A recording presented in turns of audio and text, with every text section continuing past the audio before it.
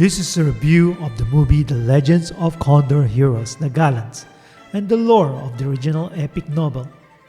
The movie opens with a prelude depicting the war between the Mongolian and Jin dynasties.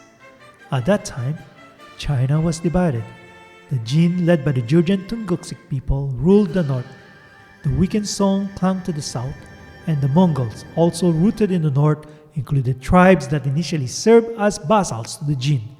A dynamic later appended as Genghis Khan's power surged. In the prelude of the movie, the protagonist Gojin finds himself caught in the midst of a war and a pursuit between Genghis Khan's troops and the Jin army while traveling back to Mongolia, where he grew up. The opening credits that follow, featuring Wuxia masters depicted as historical stone carvings, serve as a tribute not only to those great masters and the movie itself, but also to the novel and its late author, Jin Yong or Louis Cha. The effect feels truly monumental. I wondered how director Tsui Hark would capture the epic story of the novel. Interestingly, the film focuses on the final chapters of the book, sections often skipped in TV series adaptations, likely due to budget limitations for grand battle scenes. The 4-volume Chinese novel, titled The Legends of the Condor Heroes, forms the foundation of this sprawling tale. With Volume 1 on Gojin's childhood, and 2 on his training, 3 on his duel with the Western Venom, Ouyang Feng, and the 4 is the Battle of Xiangyan or the Final Battle. The 1983 Hong Kong TVB adaptation is divided into 3 seasons: The Iron-Blooded Heart, The Eastern Heretic and Western Venom, and The Duel of Mount Hua. Tsui Hark skillfully weaves the backstory into the film without it feeling like Memento, a movie that constantly jumps between past and present. Instead, the backstory integrates seamlessly into the current timeline, narrated by a character who reflects on past events. I was pleased to see Peach Blossom Island, the home of the heroine Huang Rong, even if only briefly. The original novel's first few chapters begin with the memorable battle scenes in the snow, which led to the escape and eventual birth of the hero, Gojin, and his future sworn brother, Yang Kang. Their fathers, sworn brothers and rebels against the Song dynasty in the Central Plains, set the stage for the entire epic series. However, by the final chapters, the focus narrows to Gojin and the antagonist, the Western Venom, Ouyang Feng. Still, the movies pays tribute to all 5 great masters. The 5 great masters are the Eastern Heretic Wang Yaoshi from Peach Blossom Islands with his unique and unorthodox martial arts, eccentric and intelligent, the father of Wang Rong. The Western Venom, Ouyang Feng of the White Camel Mountain with his venomous and ruthless technique, ambitious and cunning, will do anything to become the master of the world. The Southern Emperor Duan Zizing of the Dali Kingdom's royal martial artist was a former emperor who becomes a monk. And the Northern Beggar Hong Chi Kong of the Beggar Sects, who is powerful with versatile martial arts including the 18 dragon subduing palms, a jovial and food-loving character.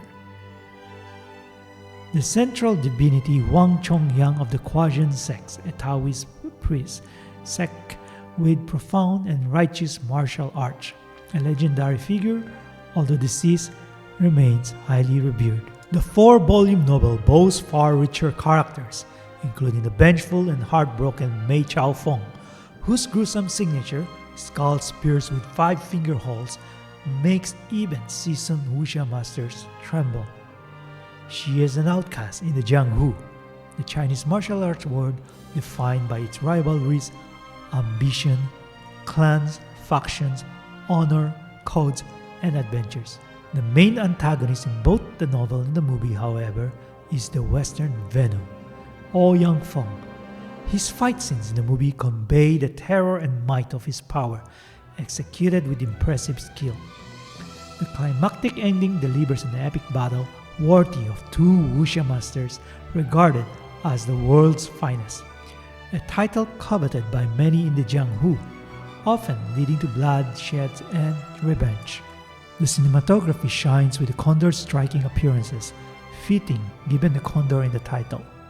These giant birds, pets of Gojing and Huasheng, Gojing's childhood friend in Mongolian, are almost like the familiars in those role-playing games. The condors highlight the Mongols and Gojing's arrow hunting prowess, a detail brought to life with stunning visuals. The cinematography is so vivid that I can almost smell the fresh air of the Mongolian steppe and feel the wind as the characters ride their horses. The battle scenes feel grand and worthy of Genghis Khan, a rising power at a time, poised to conquer as far as Europe. Inner Mongolians have praised the film, appreciating its authenticity, while the soundtrack nods to the 1983 HK TVB television adaptation. It also features a gallant Mongolian score, celebrating heroism. The main actor Xiaozhan's Mongolian accent seems convincing. Though I'm not Mongolian myself, reactions from those of Mongolian heritage suggest they're satisfied with his portrayal.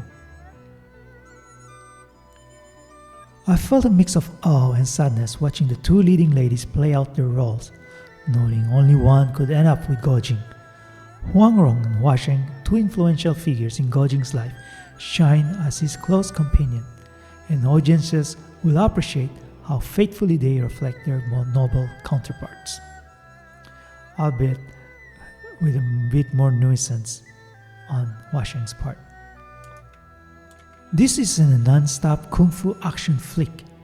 The final chapters of the story focus more on the brewing war and Gojing's inner conflict, as both his ancestral homeland and the Mongolia where he grew up prepare for a monumental battle.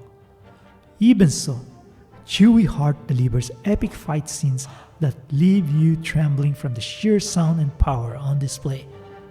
Remarkably, I experienced this in an old theater lacking modern visual and audio technology. To dive deeper into the story, pick up the English translated books or the original Chinese text if you can read it.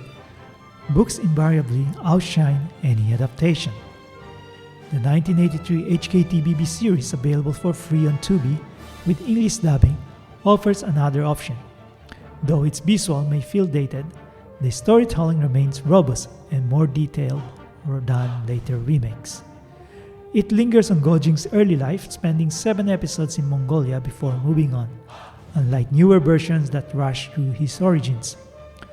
This slower pace makes it a great companion for the movie, enriching your understanding of his conflicted emotions in the final chapters.